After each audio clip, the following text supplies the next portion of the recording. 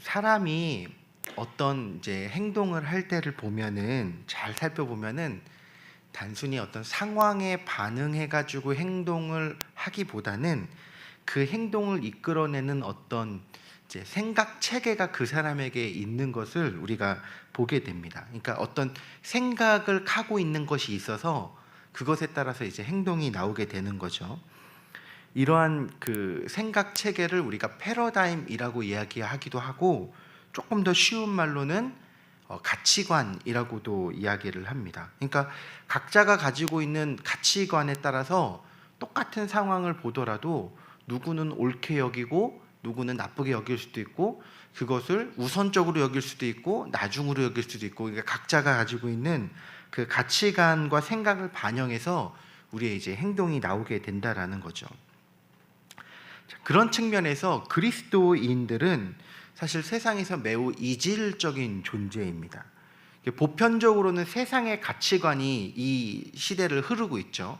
돈이나 어떤 쾌락이나 행복을 추구하는 거나 뭐 일반적으로 세상이 추구하는 그 가치관들이 사회를 주도하고 있는데, 그리스도인들은 그 세상의 가치관대로 살아가는 것이 아니라 다른 생각 체계를 가지고 살아가는 존재들이에요. 그 생각 체계가 무엇이냐면 우리는 하나님의 뜻이라고 얘기하죠. 그러니까 세상에 오는 어떤 세상의 요구대로 살아가는 것이 아니라 내게 주어지는 하나님의 뜻에 따라서 살기로 결단하고 다른 삶의 방식으로 행동하는 자들이 신앙인들이라는 것입니다. 그리고 성경은요, 이런 자들을 제자라고 이야기를 하고 있는 것이죠. 그러니까 예수님을 따르는 참된 제자들은요, 그런 측면에서 세상의 소리에 반응하는 것이 아니라 예수님의 소리를 듣고 예수님처럼 행동하고 예수님처럼 생각하고 예수님처럼 살아가려고 애를 쓰고 있다라는 거죠. 그러니까 예수님이 삶의 최우선을 이제 여겨져 있는 거예요. 그런데 참된 제자가 아닌 사람들은 예수님을 따르는 것처럼 보여도 중요한 접점이 생기면, 예를 들어서 자기 이익과 하나님의 뜻이 부딪히거나 아니면 자기 어떤 이해관계와 부딪히게 되면은 예수님보다도 다른 것들이 더 우선되는 삶을 살아가게 된다라는 거예요. 이게 참된 제자와 그렇지 않은 제자를 구분하는 어찌 보면 지표라고 볼 수 있을 것 같습니다. 예수님을 만났음에도 불구하고 예수님의 제자가 되지 못했던 여러 사람들이 이제 복음서에 보면 나오는데, 그들의 공통점이 있다면 그들의 공통점이 무엇이냐면은 그들의 생각과 가치관 속에 예수님이 최우선으로 여겨지지 않았다라는 거예요. 예수님보다도 더 중요하게 생각하는 다른 것이 있었던 사람들은 예수님의 참된 제자가 되지 못했다라는 것입니다. 오늘 마가복음 10장 본문에 보면은 뭐 여러 내용들이 있지만 그 중에서 저희가 좀 주목해서 살펴보고 싶은 것은 무엇이냐면은 주님께 찾아와서 영생을 구했던 한 사람에 대한 이야기, 17절 이하의 내용을 좀 주목해서 보려고 합니다. 17절 이하의 내용을 보면은 예수님께서 유다 지역을 거니시는데 한 사람이 와서 주님께 질문을 합니다. 선한 선생님이여, 내가 무엇을 하여야 영생을 얻으리까? 라고 매우 종교적이고 철학적인 질문을 하죠. 이 사건에 대해서 마태복음에도 기록되어 있고 누가복음에도 기록되어 있는데, 마태복음의 기록을 보면 이 사람이 청년이었다라고 이야기를 하고 있고요, 누가복음의 기록을 보면 이 사람이 관원이었다라고 이야기를 하고 있습니다. 그리고 공통적으로 마태, 마가, 누가 공통적으로 이야기하고 있는 것은 이 사람이 부자였다라고 얘기하고 있어요. 그러니까 이 사람은요, 그러니까 아마도 유능하고 젊은 청년이었던 것 같아요. 그리고 그 당시에 직장도 아주 어찌 보면 공무원이죠. 공무원이고 유망한 직종을 가지고 있고 엘리트였고 아주 이렇게 자기 열심히 있었던 사람인 것 같습니다. 더군다나 이 사람이 예수님께 와서 했던 질문이 자기 욕심에 의해서 뭐 주세요, 고쳐주세요 이런 차원이 아니라 구원에 대한 질문을 해요. 그러니까 신앙적으로도 종교적으로도 아주 열심히 있었던 사람이라는 것을 알 수가 있죠. 예수님께서 이 질문을 받으시고 이 사람을 귀히 여기셔서 사랑하셔서 뭐라고 얘기하셨냐면은 계명을 지켜라. 그러니까 어떻게 영생을 얻겠습니까? 라고 질문을 하니까, 그럼 너가 계명을 지켜라라고 이야기하시면서 십계명에 있는 계명들을 이야기하십니다.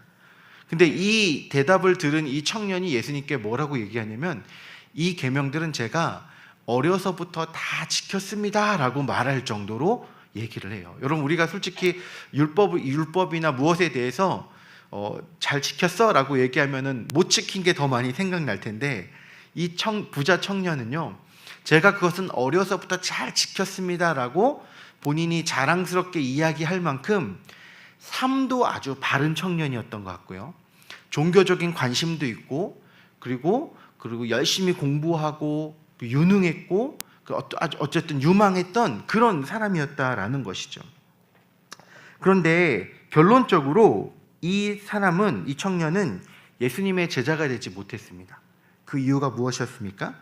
예수님께서 너가 정말로 영생을 얻고 싶으면 네가 한 가지 부족한 게 있는데 머리로서 율법으로서 이렇게 이웃을 사랑하고 그런 것이 아니라 정말 너가 가진 모든 재산을 다 팔아서 가난한 자들에게 나눠줘라. 그러면 하늘에 복이 있을 것이고 그리고 와서 나를 따르라 라고 제자로서 초청을 합니다.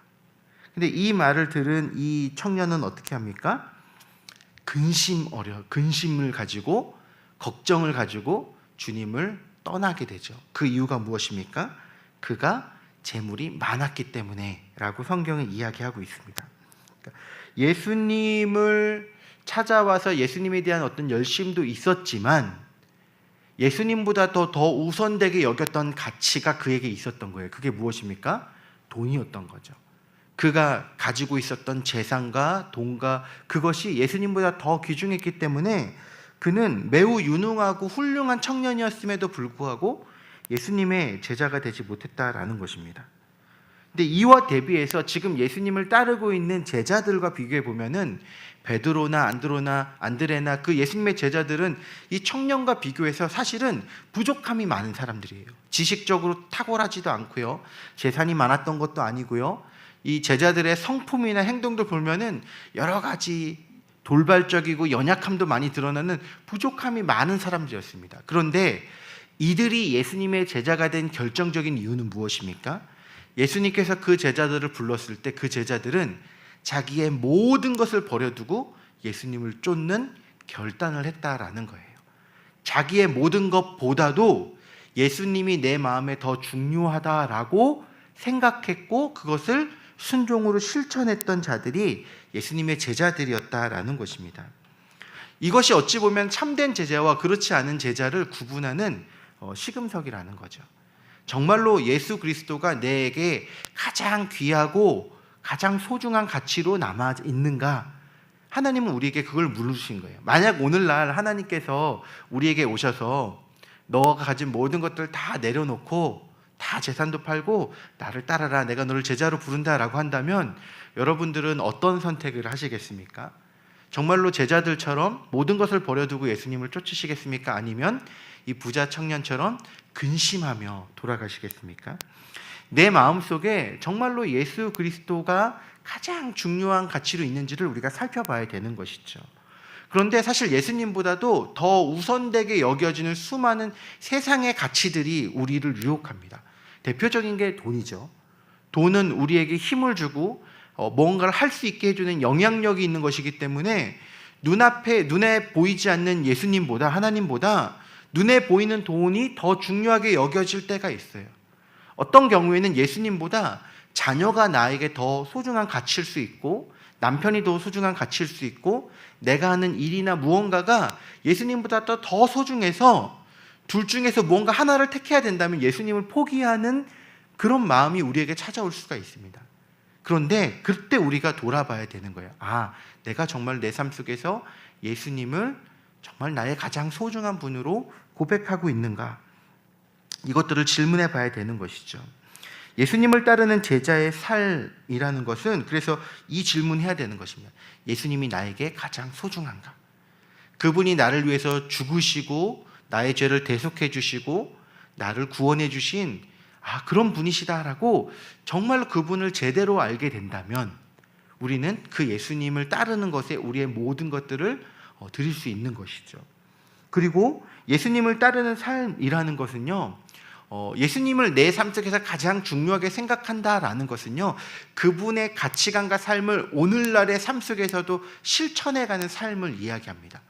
그러니까 제자라는 건 제자답게 살아가는 것이 포함되어져 있죠. 예수님의 뜻대로 살아가는 것이 의미하는 것은 무엇입니까? 일단은 예수님의 뜻을 알아야 되죠. 말씀을 알아야 됩니다. 성경을 통해서 오늘 나를 향한 하나님의 뜻이 무엇인지를 매일매일 말씀을 통해서 듣고 반응할 수 있어야 돼요. 그래서 정말로 내가 어떤 선택을 할 때 이것이 나의 유익과 기쁨인가, 아니면 하나님의 기쁨을 쫓아서 내가 선택하고 있는가를 질문해 볼 수 있어야 됩니다. 그리고 예수님을 따르는 삶이라는 결국은 순종하는 삶이에요. 내 생각과 다르더라도 나는 하나님의 뜻에 맞춰서 온전히 순종할 수 있는가. 여러분, 이렇게 살아가는 자들이 참으로 예수님을 따르는 제자라는 것입니다. 예수님께서는요, 제자로 우리를 요청하실 때 무조건적으로 네가 희생하고 헌신하고 어떤 고난을 감당해 라고 우리를 부르시는 것이 아닙니다. 왜냐하면 제자의 삶이 더 가치 있고 소중하기 때문에 그 길을 권하시는 거예요. 왜냐하면 우리가 살아가는 삶은 이 세상이 전부가 아니라 영원의 삶이 보장되어져 있죠. 베드로와 제자들이 예수님께 묻습니다. 부자 청년이 떠나간 이후에 주님, 우리는 주님을 전부 다 버려두고 쫓았습니다. 그랬더니 예수님께서 얘기해 주셨어요. 너희에게 예비된 상급이 하늘에 있다. 너희가 그걸 받게 될 것이다 라고 얘기해 주시죠. 우리가 주님을 따르는 제자로서 삶을 살아가는 삶이 때로는 이 세상에서 고난의 삶일 수도 있고 희생과 헌신의 삶일 수도 있고 존중받지 못하고 드러나지 않는 삶일 수도 있습니다. 하지만 그 제자의 삶은 하나님께서 인정해 주시고 하나님께서 기뻐하시는 삶이고 무엇보다도 하늘의 상급이 쌓이는 삶이라는 것을 우리가 기억했으면 좋겠습니다. 그래서 오늘 마가복음 10장을 통해서 우리가 한번 이렇게 돌아봤으면 좋겠어요. 나는 정말 예수님의 제자로서 살아가고 있는가? 예수님이 내 삶 속에서 가장 소중하다라고 자신 있게 이야기할 수 있는가? 우리가 그 질문을 우리의 마음속에 던져보면서 혹시나 우리가 그렇지 않았다면 다시금 고백하면서 주님을 나의 삶의 최우선으로 여기고 그분의 그분의 뜻대로 살아가기를 결단하는 그런 은혜가 오늘 하루 있으시기를 우리 모든 성도님들에게 또한 구하면서 주님의 그런 우리를 이끌어 주시는 은혜 가운데 살아가는 오늘 하루가 되시기를 주님의 이름으로 축원합니다. 이 시간 우리 말씀을 생각하면서 우리 함께 기도할 때는